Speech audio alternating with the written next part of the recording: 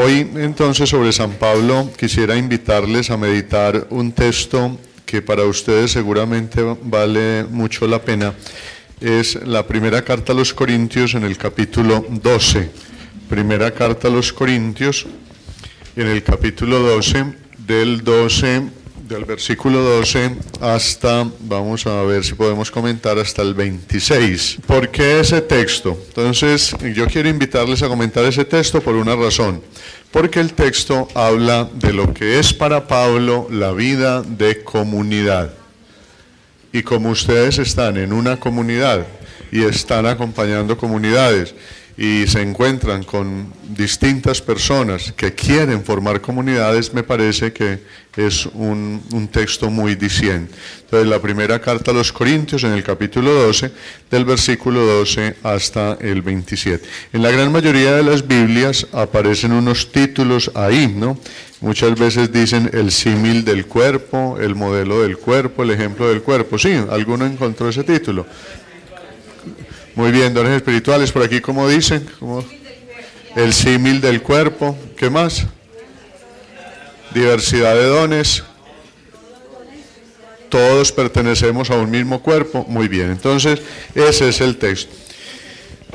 Vamos a ir entonces comentando en versículo por versículo. Creo que es la mejor manera de acercarnos al texto. Entonces le pido el favor a alguien quien desee, desde su puesto, nos lea en primer lugar el versículo 12. Aquí ahí nos van a poner micrófono de manera que mucho más fácil. Vamos a leer solamente el versículo 12. Es el primer versículo. ¿Quién se anima a leer por aquí, que estén cerquita? Pues del mismo modo que el cuerpo es uno, aunque tiene muchos miembros, y todos los miembros del cuerpo, no obstante su pluralidad, no forman más que un solo cuerpo, así también Cristo. Muchas gracias. Muy bien. Versículo 12. Entonces, miren el punto de partida. Punto de partida. Así como un cuerpo tiene muchos miembros, y por más de ser muchos miembros es un solo cuerpo, así también Cristo. Miren, ahí ya podíamos terminar la charla, pero como ustedes quieren más, pues vamos a seguir, ¿no sé? Pero miren, ahí, ¿por qué podríamos terminar ahí? Porque hay 3 o 4 afirmaciones en ese versículo que nos dejan a nosotros bien impactados. Primera afirmación: Cristo es un cuerpo. ¿Pero qué es Cristo? Acuérdense que Cristo no es solamente Jesús de Nazaret, el que anduvo por Galilea. Tiene que ver con Jesús, pero es algo más. Cristo es el resucitado. El resucitado. La palabra Cristo es una palabra griega que, si ustedes la traducen al castellano, les daría ungido, ungido. Y en hebreo, ungido se dice Mesías. De manera que la palabra Cristo es en griego ungido y en hebreo Mesías. Y significa lo mismo, ungido. El ungido, o sea, el que ha sido separado, preparado por Dios para una misión. En este caso, nuestro Señor Jesucristo, pues es el Hijo de Dios, es el primero, el primogénito de los resucitados. Cristo es el resucitado. Entonces dice, el resucitado que vive y habita en los seres humanos, ese resucitado es fundamentalmente un cuerpo. Y aquí es muy importante que hagamos una distinción, y es la segunda afirmación importante. En griego hay una palabra para hablar de la carne, sarx, y hay otra para hablar del cuerpo, que es soma. Aquí el texto griego habla de soma. ¿Por qué? Porque para nosotros cuerpo en castellano, ¿qué es el cuerpo? Para muchos el cuerpo es esto, ¿no? Tocar el músculo, tocar la carne, para nosotros eso es el cuerpo. En griego es mucho más. En griego, para hablar de los músculos, de las venas, de los huesos, se utiliza sarx, sarx. Y cuerpo es algo más, es esto mismo, pero en la capacidad de relaciones. El cuerpo es también la identidad de la persona, su apellido, su familia, su papá, su mamá, los hijos, los hermanos, los primos, las actividades que realiza. Eso es el cuerpo.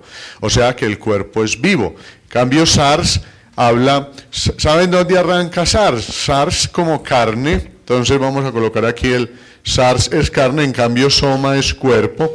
La carne, ¿dónde arranca en San Pablo? En la capacidad de alimentarse, de descansar, de tener un grupo de referencia, de practicar la ley del más fuerte, de propagar la especie. Eso es carne. ¿Qué es la carne? La carne son las tendencias naturales del ser humano. ¿Por qué las llamamos tendencias naturales? Porque las compartimos con las otras criaturas de la naturaleza. Por eso son naturales. Los animales también se alimentan, las plantas también se alimentan, las plantas también descansan, los animalitos también descansan, los animalitos también tienen un grupo de referencia. Uno no ve ordinariamente a un elefante andando con una hormiga, ¿no? Puede ser que se le pegue una hormiga al elefante, pero no es que sean así amigos ni vayan por ahí, ¿no? Y recuerden el chiste de unas hormigas que querían ahorcar al elefante. El elefante se movió y la sacudió y quedó una en la garganta y le gritaban las otras, ahorcalo, ahorcalo, ¿no? De manera que, entonces, eso no es lo ordinario. Entonces los animales van. Entonces, son tendencias naturales porque se comparten con la naturaleza y arrancan por el alimento. Eso es carne, carne en San Pablo. Por favor, la carne en San Pablo no se agota simplemente en el 6º y en el 9º mandamiento. Lo incluye, pero no se agota ahí. Son las tendencias. Entonces Pablo dice, el resucitado es un cuerpo. ¿Por qué les decía que ahí podíamos terminar la charla? Porque si está diciendo que el resucitado es un cuerpo, está diciendo que el resucitado es un organismo vivo.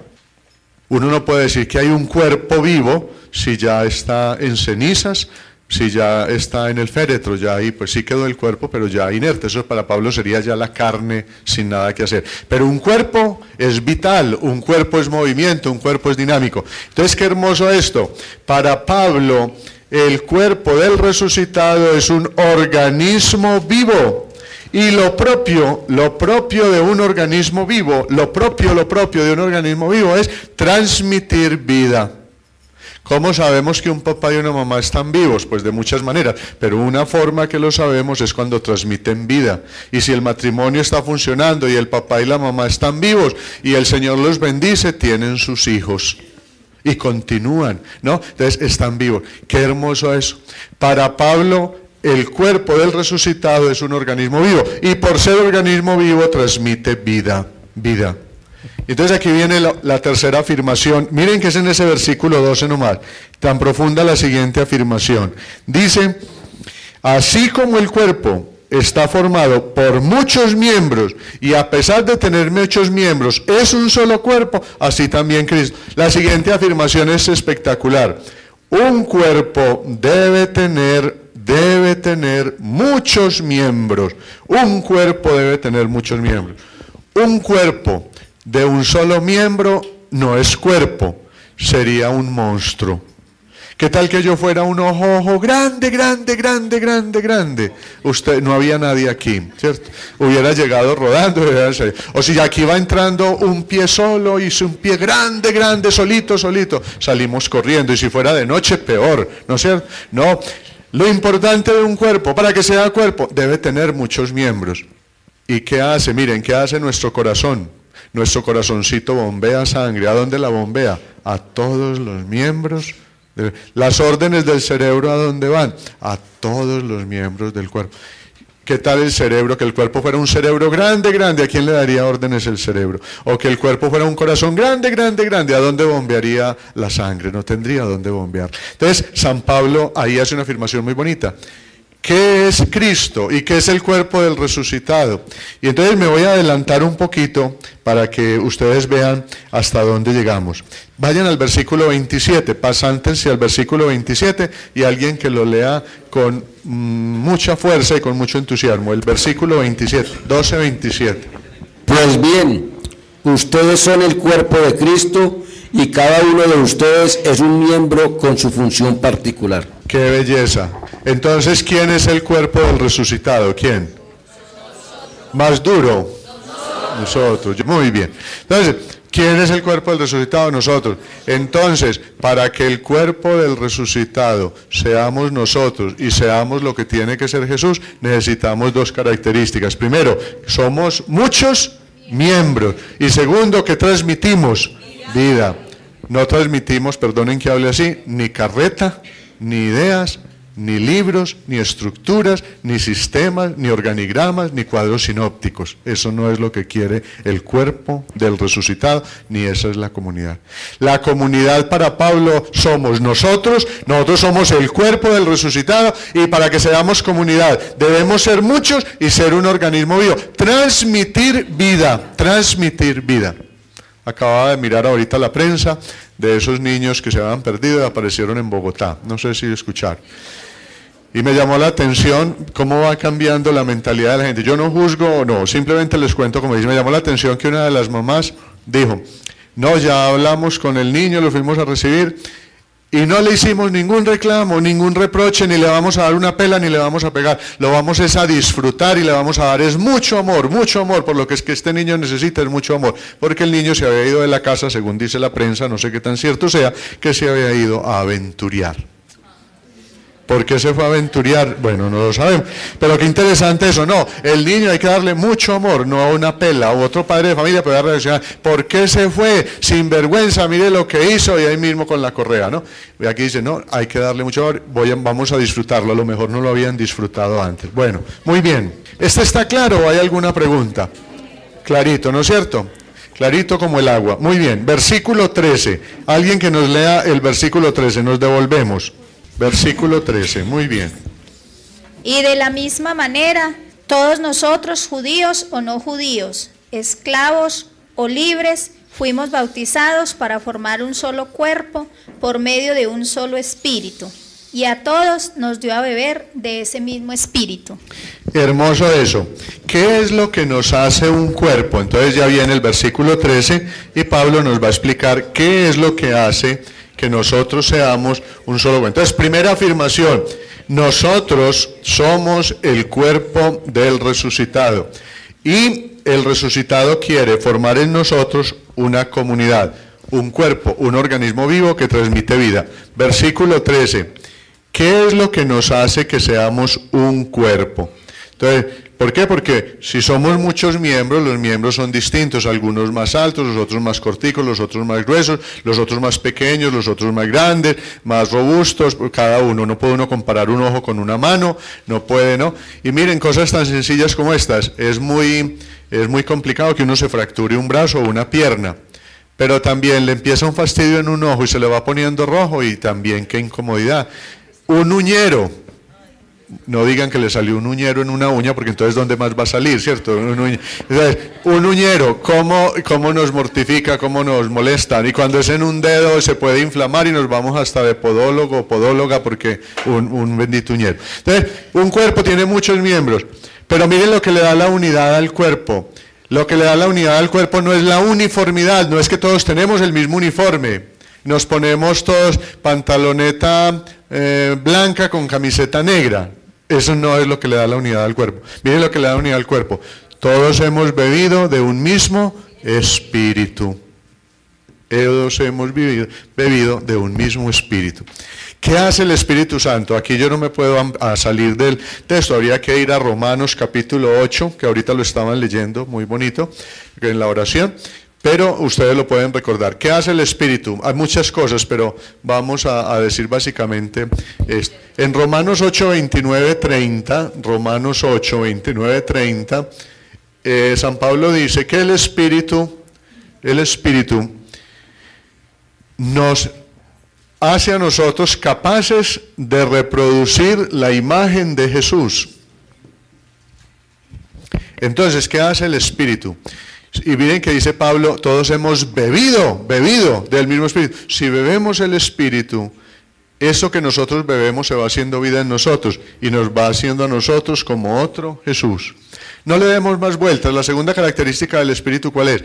Miren que en 8:16 de Romanos dice que el Espíritu Santo con mayúscula se une a nuestro espíritu con minúscula para hacernos gritar, Abba, Padre. Y por lo tanto somos hijos. Entonces lo que hace el Espíritu es nos vuelve hijos a la medida de ¿quién? A la medida de Jesús. No le demos más vueltas. ¿Qué hace el Espíritu en nosotros? Nos pone a servir como Jesús. O sea, nos saca de nosotros mismos. Aquí viene una característica muy importante. ¿Qué es lo que le da la unidad al cuerpo? Que como todos tenemos un mismo espíritu, todos salimos a servir a los demás. O sea, no pensamos en nosotros, sino que pensamos en los otros, Así también Cristo, o sea, hemos bebido unión. De la misma manera todos, judíos o no judíos, esclavos o libres, fuimos bautizados para formar un solo cuerpo, por medio de un solo espíritu, y a todos se nos dio a beber el mismo espíritu. Como todos bebimos del mismo espíritu, todos salimos deprisa a ser servidores a la manera de Jesús. Ese regalo, ¿quién nos lo da? El Espíritu. ¿Qué es lo que le da unidad al cuerpo? Que todos los miembros se vuelven servidores. Eso es lo que le da la unidad. Porque si nos empezamos a atender a nosotros mismos, salimos peleando. Porque entonces, a ver, ¿a quién cuidamos primero? ¿Al ojito? ¿O cuidamos la manito? ¿O cuidamos el pie? ¿O cuidamos el corazoncito? ¿O cuidamos el colon? En cambio, como todos están en función de salir a servir, ahí no hay ningún problema. Todos están preocupados de servir, eso es lo que le da la unidad al cuerpo. Versículo 14. Así también el cuerpo no se compone de un solo miembro, sino de muchos. Entonces, versículo 14. Lo que le da la unidad al cuerpo, lo que lo hace uno, no es que tenga un solo miembro. Claro, si uno tiene sin un ejemplar de una cosa, pues ahí no hay más. Dice, tengo sino este ejemplar, tengo sino este caballo, o tengo sino esta vaca, o tengo sino esta casa. Pero aquí se trata de algo mucho más profundo. El cuerpo no se compone de un solo miembro, sino de muchos. Entonces es cuerpo porque tiene muchos miembros, y la unidad viene de otra parte, la unidad viene del Espíritu. O sea, el cuerpo es uno no porque sea él solito, porque sea un solo ojo, o una sola pierna, o una sola mano, sino es muchos. Versículo 15. Si el pie dijera, como no soy mano, no soy del cuerpo, no por eso dejaría de ser el cuerpo. Muy bien, ahí hay dos afirmaciones por lo menos muy importantes en el versículo 15, dos afirmaciones fundamentales. La primera, no hay funciones más importantes en el cuerpo. Todas son importantes. Vean, pongamos un ejemplo, nosotros que somos religiosos y tenemos colegios y todo. ¿Cómo es de importante la persona que está en la portería? ¿Cómo es de importante una persona que está en la portería?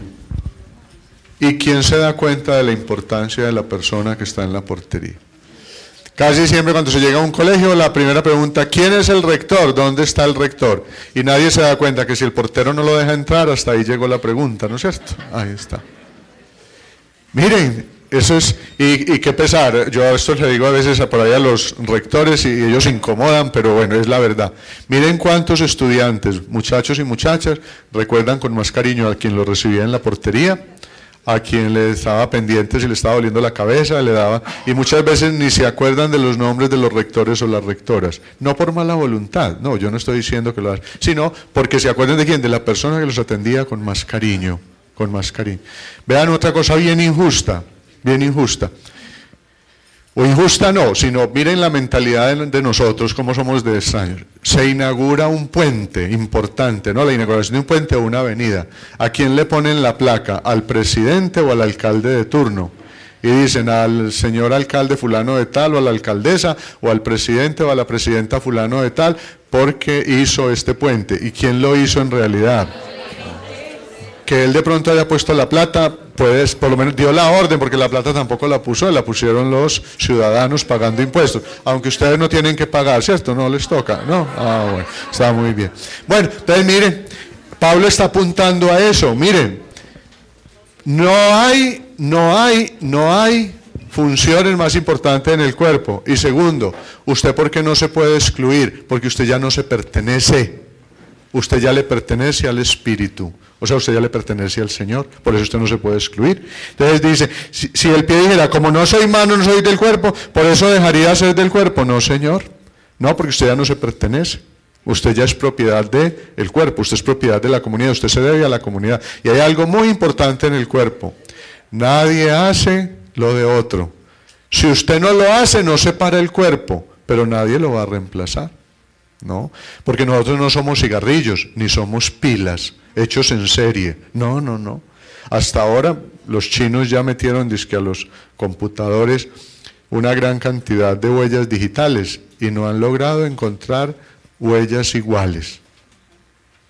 ¿No? Algo muy llamativo. Puede ser que mientras sigamos creciendo haya, pero por ahora. Si el pie dijera, como no soy malo, no soy del cuerpo, no por eso dejaría de ser del cuerpo. Versículo 16. Es igual al 15, pero es bueno que lo leamos por aparte. Y si el oído dijera, puesto que no soy ojo, no soy del cuerpo, dejaría de ser parte del cuerpo por eso. Y si la oreja dijera, el oído, como no soy ojo, no soy del cuerpo, por eso dejaría de ser del cuerpo. Miren qué interesante. Ahí hay un avance. San Pablo utiliza el oído, el ojo, el oído y el ojo. ¿Y cómo empieza el himno fundamental de Israel? Shema Yisrael. ¿Qué significa?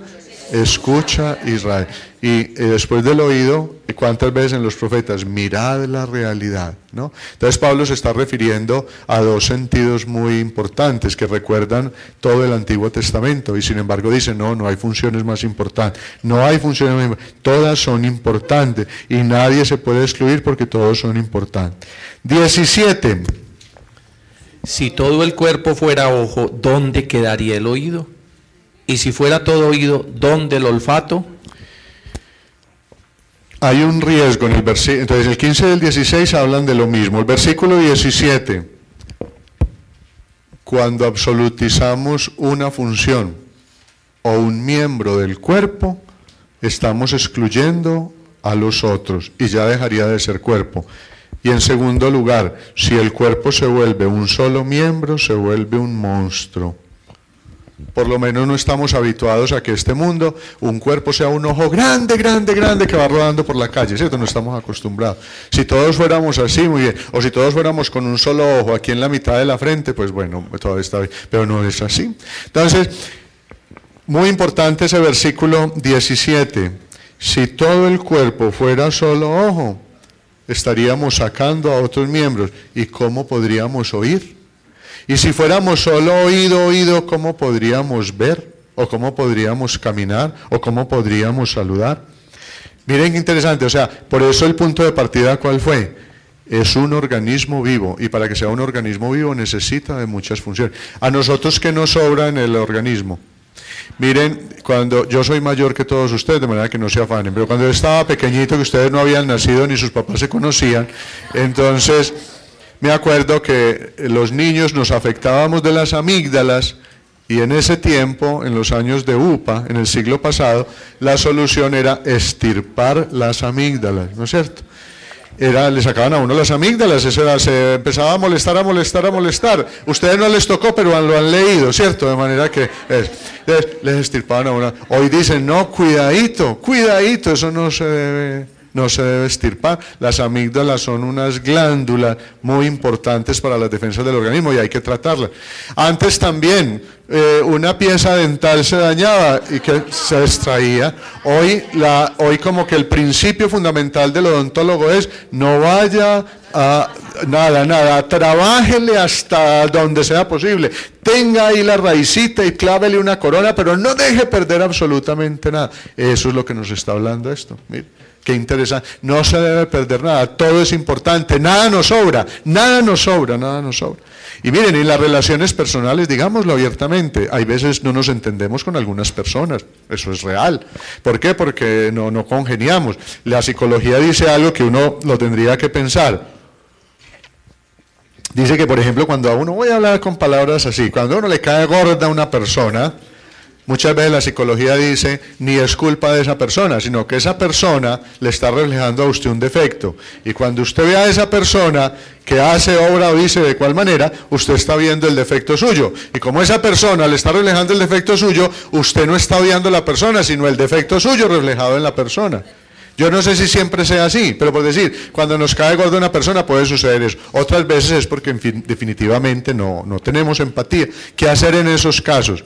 Mire, ¿será tan de malas esa persona que no tiene una sola cualidad? ¿Será tan de malas que no tiene siquiera una cualidad? Supongamos que lo único que se debe hacer es echar chistes. Bueno, cuando me acerque a ella, ve, desestresame, contame 2 o 3 chistes, ¿cuáles son los últimos? ¿Sí? Ya. O sea, porque hay que mirar los defectos, porque y es que es así, pues puede ser que sea verdad. Usted es un psicólogo, una psicóloga tremenda y ya le hizo el perfil a la persona, estoy de acuerdo, pero peguémonos de la cualidad de esa persona, no del defecto. Yo no creo que Dios haya mandado al mundo una persona sin una sola cualidad. Imposible, pues eso es imposible, estaríamos en contra del Señor. No, alguna cualidad ha de tener, o hace reír, o sirve para los oficios más sencillos, para algo que uno no hace, bueno, explotemos esa cualidad en esa persona, y a lo mejor explotando esa cualidad vamos a aprender todavía muchísimo más. Viene el versículo 18. Ahora bien, Dios puso cada uno de los miembros en el cuerpo según su voluntad. Para mí, esto ya es una opinión personal, puedo estar equivocado, y aquí hay mucho quien me corrija. Para mí, ese es el versículo central de este relato, el versículo 18. Ustedes cada rato no andan preguntando, dice, ¿cuál es la voluntad de Dios? ¿Sí o no? A rato se han hecho la pregunta, ¿cuál es la voluntad de Dios en mi vida? Ahí la tiene. ¿Cuál es la voluntad de Dios? Qué hermoso eso. ¿Cuál es la voluntad de Dios? La voluntad de Dios es que seamos un cuerpo con muchos miembros, y están colocados así, porque esa es la voluntad de Dios. Miren, la voluntad, usted le puede hacer seguimiento a toda la Sagrada Escritura. La voluntad de Dios desde el Antiguo Testamento es que seamos una comunidad de hermanos y hermanas, donde no haya diferencias y todos nos ayudemos. Yo no sé si ustedes han oído hablar, aquí hubo un filósofo que en la década del 70 fue muy mal visto, decían que era comunista, marxista, en fin, Estanislao Zulet, de la Universidad de Antioquia. Yo no lo conozco mucho, leí por ahí un librito de él que se llama El elogio de la locura y me encontré con esta frase que me parece bíblica, puede ser que esté exagerando, dice: la diferencia no es un mal necesario, sino la posibilidad de crecer como personas. La diferencia no es un mal necesario, sino la posibilidad de crecer. Aquí está. ¿Cuál es la voluntad de Dios? Que seamos un cuerpo con muchos miembros. Miren, cuando se organiza una fiesta, ¿qué tal que todos los que participan en la fiesta sean sino músicos? No se ponen de acuerdo en qué cantar. No, que cantemos no, que cantemos la otra. Bueno, vamos a cantar esa, pero ¿en qué tono? En la. No, nos queda muy alto, ponerlo en mi. No, ponerlo en re, porque aquí tenemos una voz más. No se ponen de acuerdo. ¿Cuál es la gracia de la fiesta? Que los unos cantan, los otros saben hacer el plato principal, los otros hacen los floreros, los otros preparan la obra de teatro, los otros preparan el salón, los otros los flores, los letreros. Cuando juntamos todas esas cualidades de todo, que sale una hermosa fiesta. ¿Qué tal para una fiesta se junten 4 o 5 damas, mujeres, y se juntan para la fiesta y todas son expertas en la cocina? No se ponen de acuerdo en qué plato hacer. Ay, ¿vas a hacer eso, querida? No, eso ya lo comimos el domingo. Y esto otro, ve que un pernil, no es que estamos con la peste esa de la no.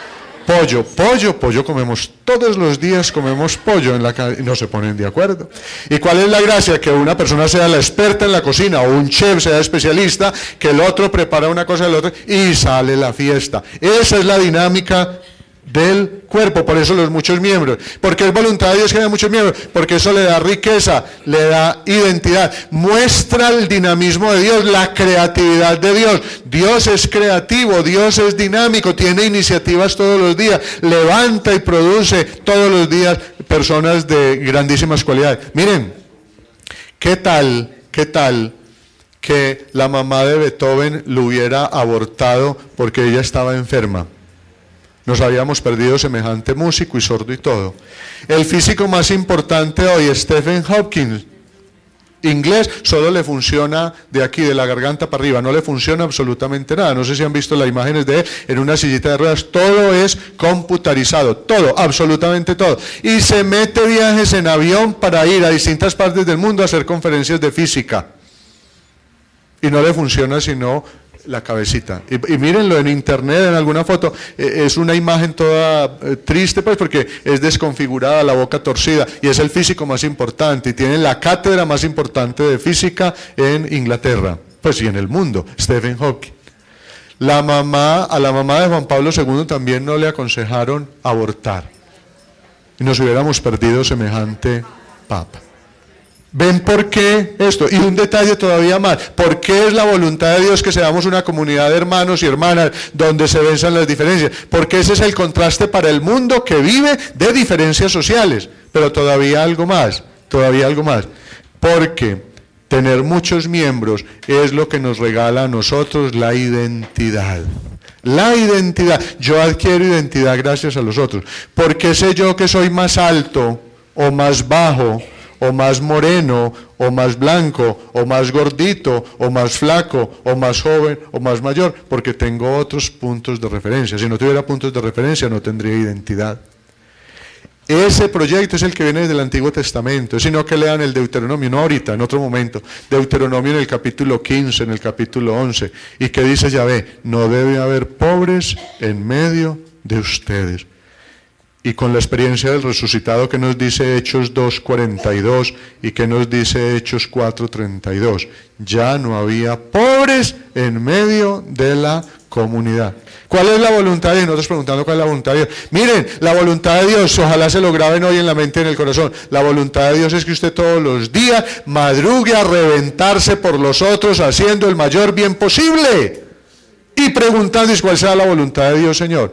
Y un día están en oración y dicen: Señor, estoy como árido, ¿y cuál será tu voluntad hoy en mí? Pues que haga la oración bien, para que salga a reventarse por los otros y preguntándonos cuál es la voluntad de Dios.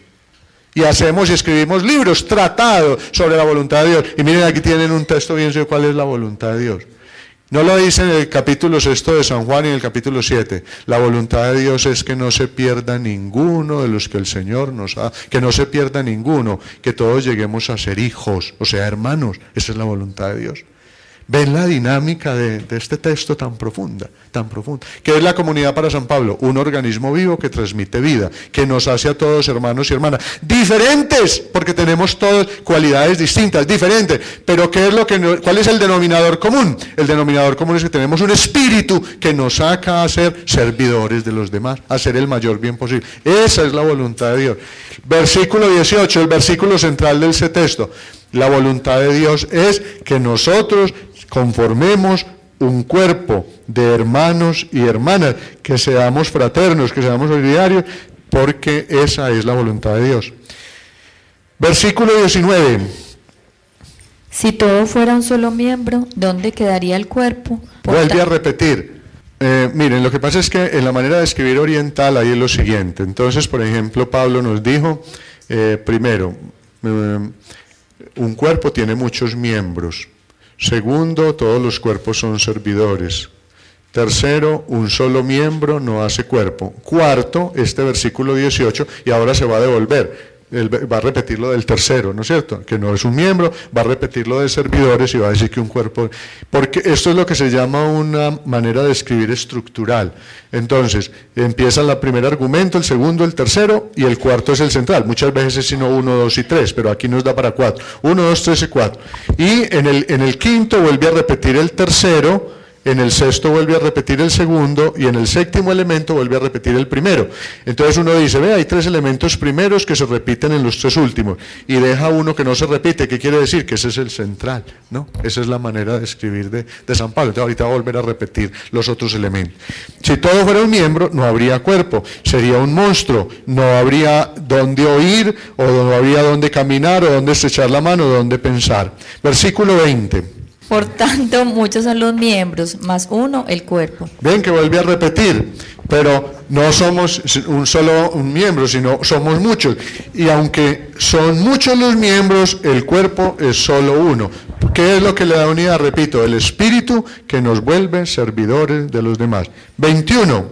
Y no puede el ojo decir a la mano, no te necesito, ni la cabeza a los pies, no os necesito. ¿Qué sucede en muchas sociedades, en muchas estructuras de nuestra cultura?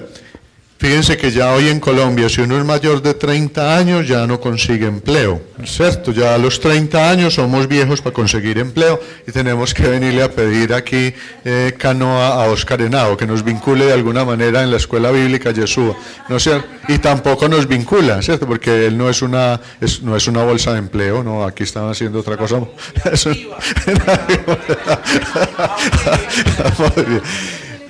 Entonces, miren, ¿qué hacen las sociedades hoy a determinada edad? Eso. Si en una empresa alguna persona no está dando la medida, perdonen que hable así, entre comillas, no sirve, porque todos servimos para algo, no sirve, lo van sacando. Aquí dice no, en el cuerpo no, es una comunidad viva y aquí nadie excluye a nadie. Nadie tiene el poder para excluir a nadie. ¿Por qué? Porque la comunidad se pertenece a Dios, se debe a Dios, tiene el Espíritu y nadie puede excluir a nadie. Segunda característica, ¿por qué no puede excluir nadie a nadie? Porque no hay ningún miembro de la comunidad que no sea capaz de desempeñar una sola función. Porque no hay ninguno tan de malas, que no haya llegado con una cualidad de este mundo. No puede haber nadie tan malo, que ni siquiera haya tenido un buen pensamiento aunque fuera el día de la primera comunión.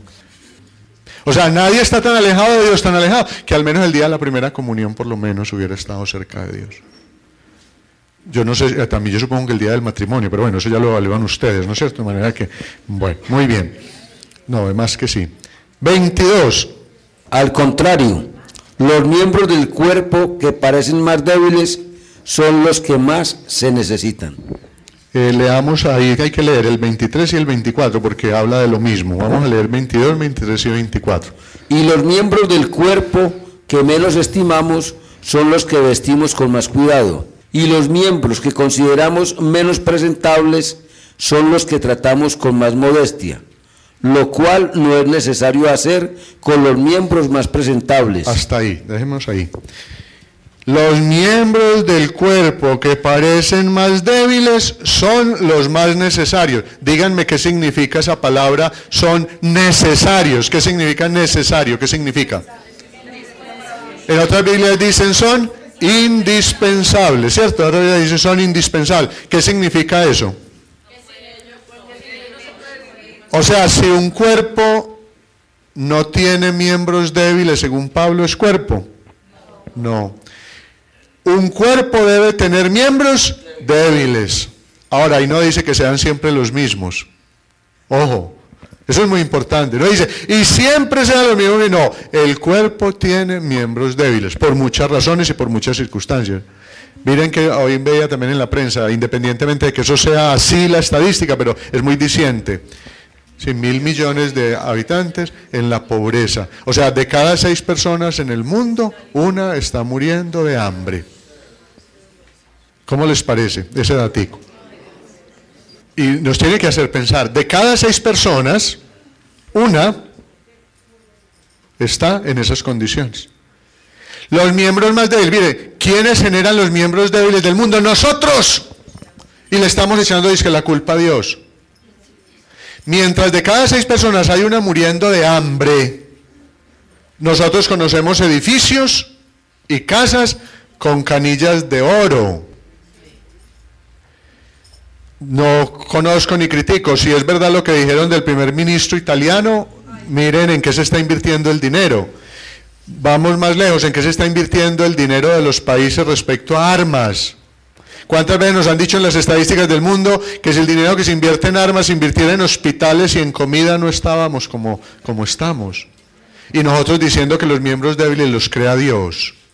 Nosotros, la situación que hemos vivido en nuestro país últimamente, padres de familia asesinando a sus hijos, no aparecieron como 3 o 4 en unos basureros, 3 o 4 niños recién nacidos en el Atlántico, en Bucaramanga, y no sé, como 3 o 4 en 15 días, aquí en Santa Fe de Antioquia en un basurero. ¿Y quiénes crean los miembros débiles? Nosotros, este corazón humano, este corazón humano. Entonces viene aquí, dice, los miembros débiles son necesarios, son indispensables, no pueden faltar. ¿Por qué? Ya vamos a explicar por qué. Eso parece muy absurdo, ¿no? Parece absurdo que el Señor, no, por una razón muy sencilla, bíblica. ¿Saben cuál es la razón? Está al final del versículo 24. Dios arregló el cuerpo de tal manera que los miembros más reciban más honor, para que no haya, versículo 25, desunión en el cuerpo.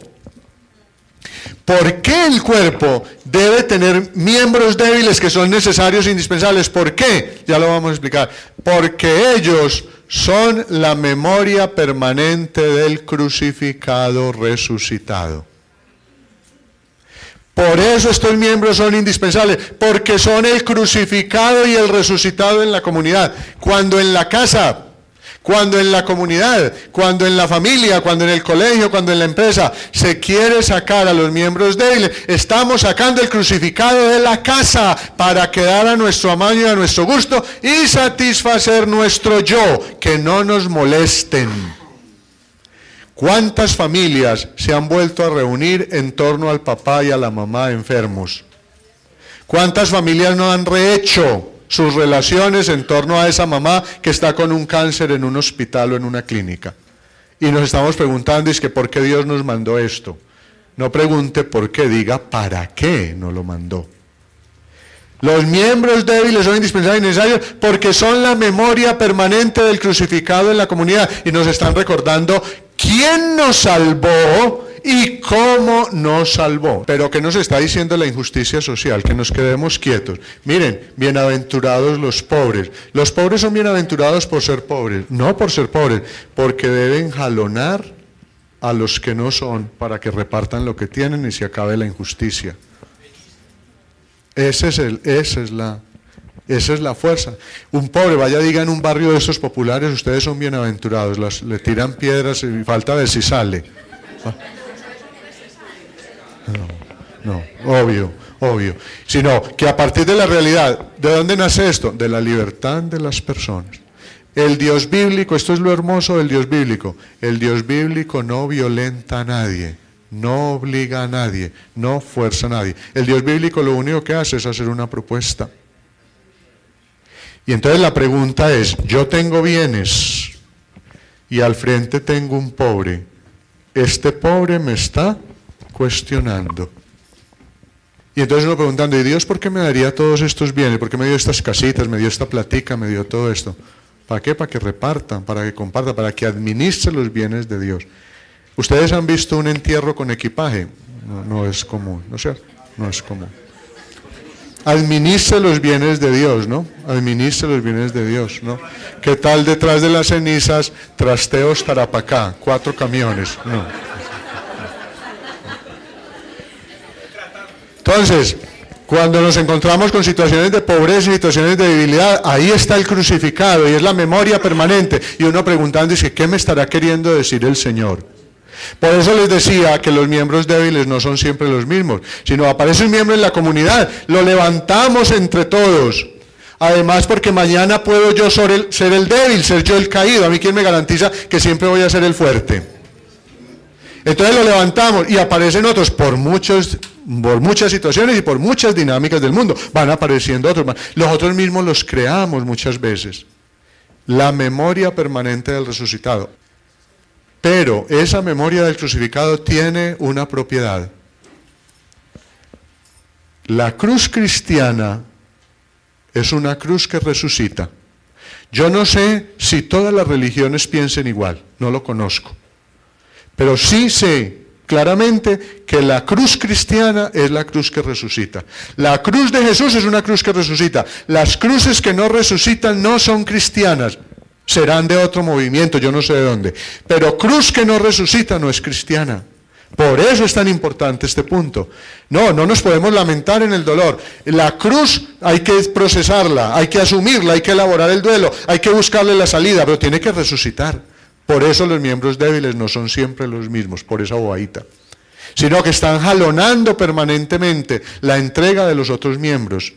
Miren, les hago caer en cuenta de un detalle. Aquí todavía San Pablo no habla de la cabeza en el cuerpo. Eso lo va a decir es Colosenses y Efesios. Aquí no aparece Cristo cabeza, ¿no? Aquí aparece todo. Y digo algo más, lo iba a decir al final, pero es que ya vamos llegando al final. Voy a decirlo. Este texto lo escribe San Pablo. Ustedes saben que porque lo encontró en un libro. Pablo lo escribe porque esa era la vivencia en sus comunidades. Primero era la vivencia y después lo escriben. Porque si Pablo se inventó esto, nos está diciendo una mentira. Y si lo está escribiendo y es palabra de Dios, era porque en la comunidad estaban viviendo de esa manera. Y entonces él lo escribe para decir, lo que estamos viviendo está aquí. Y lo escribe antes de cualquier evangelio. Y lo escribe antes de hablar de Cristo cabeza, Efesios y Colosenses. Y le voy a decir algo todavía más duro. lo escribe antes de que las cartas de Timoteo y Tito empiecen a hablar que la iglesia se debe conformar con obispos, presbíteros y diáconos. Ojo, ojo, solamente habla presbíteros, episcopos y diáconos en el momento en que hay una comunidad de hermanos y hermanas donde circula la vida, donde la comunidad es un organismo vivo. No siempre son los mismos los miembros débiles. Hay que ir rotando, pero siempre hay, porque nos están recordando al crucificado y al resucitado. Quiero insistir en algo que ya leímos. Los miembros que consideramos menos presentables son los que tratamos con más modestia. No es lo mismo uno recibir una patada en una pierna o en una cadera a recibir una patada en los miembros nobles, ¿no? Y no es lo mismo un puño en un hombro a que a uno le den un puño en un ojo, ¿no? De manera que eso es muy, muy importante tenerlo en cuenta. Entonces, sí, Pablo está haciendo una comparación entre Cristo resucitado y el cuerpo humano. Obviamente es una comparación, todos los elementos no quedan. Entonces, insisto en eso. Lo cual no es necesario hacer con los miembros más presentables. Dios puso los miembros de tal manera que los miembros menos estimados reciban más honor. Miren la voluntad de Dios, esa es la voluntad de Dios. ¿Por qué es importante que haya estos miembros? Porque nos jalonan a todos a volvernos servidores. Y al volvernos servidores le recuperamos la dignidad y la identidad a ese hermano necesitado. Vean una anécdota de dos padres franciscanos en Bogotá, contados por uno de ellos. Salieron de la casa provincial de Bogotá y ya a las 3 o 4 cuadras se encontraron con un sector donde había muchos mendicantes. Ellos pues son los franciscanos, imagínense San Francisco de Asís, el pobre de Asís, ¿no? Bueno, y se les vino un mendicante, ellos dicen que por ahí una persona de unos 30 o 35 años, un señor, y detrás uno de ellos iba de clériman, entonces padrecito, padrecito que una limona, padrecito, padrecito que una moneda. Y ellos, no, hoy no te podemos dar dinero, si quieres en otro momento te damos comida. Padrecito que una moneda, padrecito que una moneda. Y uno de ellos, al fin ya pues no sabía cómo qué hacer y se devolvió. Y iban muy elegantes porque iban para un evento académico, alguna cosa, y se devolvió y dijo, no le vamos a dar plata, pero si quiere venga, yo le doy un abrazo. Y lo abrazó, y lo abrazó y lo apretó fuerte. El Señor se puso a llorar y dijo, no, hace años que nadie a mí me abrazaba. Y por estas calles muchos nos dan una moneda para no preocuparse de nosotros. Y el padre dijo, pues yo también quedé muy impresionado, me tocó devolverme a cambiar la ropa, pero por lo menos eso. Miren, ¿cuántas veces nosotros despachamos, cierto? Es más fácil dar una moneda que escuchar a una persona. A mí me ha sucedido, y muchos de ustedes les debe haber sucedido, a Oscar le debe haber sucedido. Viene una persona y dice, padre, vengo a que me dé un consejo. Padre, deme un consejo. Lo atiende unos 5 o 10 minutos, uno no habla nada, la persona habla todo el tiempo, y apenas termina, padre, gracias por lo que me dijo. Y uno no le dijo nada. Pero la persona, ¿qué necesitaba esa persona? Que lo escuchara. Entonces, esto, porque eso es necesario indispensable, porque nos vuelcan a nosotros, nos vuelven servidores, y al volvernos servidores le recuperamos la dignidad y la identidad a la persona. Cuando uno escucha a una persona, le está diciendo, tú eres muy importante para mí, yo te voy a gastar tiempo, te voy a gastar tiempo. Por ahí salen esas frases, yo no sé si todo sea cierto, pero cuando salen esas frases, es que, qué bueno, dice un niño, qué bueno yo volverme computador para que mi papá me ponga mucha atención. ¿Sí? No sé si será cierto, si eso ocurre, pero bueno, o televisor para que me pongan cuidado. 25, ¿quién nos quiere leer el 25? Para que no hubiera división alguna en el cuerpo, sino que todos los miembros se preocuparan lo mismo los unos por los otros. Es que si no nos preocupamos los unos por los otros, empezamos a preocuparnos ¿por quién? Por nosotros mismos. Y ahí empieza ¿qué? La envidia, el egoísmo, y de la envidia y el egoísmo nace la rivalidad.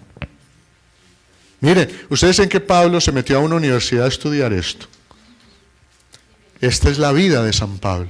Esta es la vida de San Pablo, es la vida de la comunidad. El primero que se gastó por los otros fue él, por propio esfuerzo, no, porque el resucitado habitaba en él. Y vamos a terminar pues nuestra tarea, versículo 26. De manera que si un miembro padece, todos los miembros se duelen con él. Y si un miembro recibe honra, todos los miembros con él se gozan. En América Latina, ¿cómo es realidad la primera parte del versículo 26? ¿Cómo es realidad la primera parte del 26? ¿Cuál? Si un miembro sufre, todos sufren. Miren, uno de los momentos donde más se nota la solidaridad nuestra es en las exequias. Yo creo que después del Viernes Santo, que son las ceremonias donde más gente asiste, de ordinario, las iglesias cuando más se llenan, a excepción pues aquí de los jueves en la oración de Calazán, es en las exequias. La iglesia, de esas iglesias que parecen pues que nunca se llenan, que parecen las iglesias más grandes del mundo porque nunca se llenan, cuando hay unas exequias se llenan. Nosotros cómo somos de solidarios en el dolor. Cuando hay una persona en la clínica, sacamos el ratico para visitar, alguien se enfermó, hay un duelo, nosotros corremos. Miren el despliegue que se ha hecho, y muy bueno que se haya hecho, con esta buceta que se fue al Cauca, con los muertos, con estos niños, hay un despliegue muy grande. Pero ¿cómo nos cuesta la segunda parte? ¿Cómo nos cuesta la segunda? Cuando un miembro triunfa, toda la comunidad triunfa. Ahí sí ya más bien volteamos la cabeza. Ahí sí ya volteamos la cabeza. Cuando un miembro triunfa, ¿y ese cómo hizo? Sería que compró, que pagó. No ustedes, porque ustedes son muy santos, pero en otras partes sí comenta esas cosas. ¿Y ese cómo obtuvo el puesto y cómo hizo? Y lo compró, pero si no tiene el título, ¿de dónde sacaría eso? Y no tiene, ¿cómo llegó hasta allá? Pero, ¿y cómo hizo? No, y a buscarle la caída, ¿no? ¿Cómo se suben ciertos puestos en ciertas empresas? Buscándole la caída al que está encima. Repito, no entre ustedes porque veo caras de santidad por todas partes, pero en otras partes eso es así. Terminamos, hermanas y hermanos. Para San Pablo la comunidad es un organismo vivo. La multiplicidad de miembros no es un mal, no es un defecto, es una necesidad para que la fiesta del resucitado sea completa. Porque el uno hace de ojo, el otro hace de mano, el otro hace de oreja, el otro hace de pie, el otro hace de corazón. Todos los miembros son importantes. Y son importantes, ¿por qué? Porque todos son servidores. Ojo, un miembro es importante no es porque sea grande, pequeño, no, porque sea el corazón, no. Todos somos importantes porque somos servidores. Y somos servidores porque hemos bebido de un mismo espíritu. La voluntad de Dios es que conformemos una comunidad, una gran familia de hermanos y hermanas donde no haya diferencias, donde todos luchemos por ser hermanos y hermanas, que nos interesemos los unos por los otros. Y quiero terminar con esto. En la medida en que yo me intereso por el otro, ese otro me está salvando. ¿De qué me está salvando? De que me dedique al yo, de que me dedique al egoísmo y que me dedique tanto a contemplarme a mí mismo, que me muera en mí mismo. En cambio, si yo salgo, si yo soy servidor, estoy comportándome como Jesús. Y a quien se comporta como Jesús, el Padre lo resucita. Las vidas que el Padre resucita son aquellas que terminan como la de Jesús. Por eso, la cruz nuestra es una cruz pascual, es una cruz de victoria. La cruz nuestra es la cruz que resucita. Yo le voy a poner otro ejemplo. En una isla perdida por allá del Pacífico, no conocen de ninguna religión, son todavía indígenas, se visten con ropita indígena, viven de lo que les dan los árboles, alguna cosita de cosechan, algunos animales se toman. Se enferma un miembro de la comunidad. Inmediatamente 3 o 4 personas cogen al señor, a la señora, al niño y salen a la ciudad a donde pueden a que ese niño lo atiendan. ¿Qué obra hicieron ahí? Una obra de bien, salieron servicial. Esos son las semillas del verbo de las que habla el Concilio Vaticano II, o en terminología más técnica hoy hablan, esos son los cristianos que aún no conocen la encarnación. Las palabras son muy importantes, pero las que definen a una persona son las acciones fruto de una opción. Bueno, que el Señor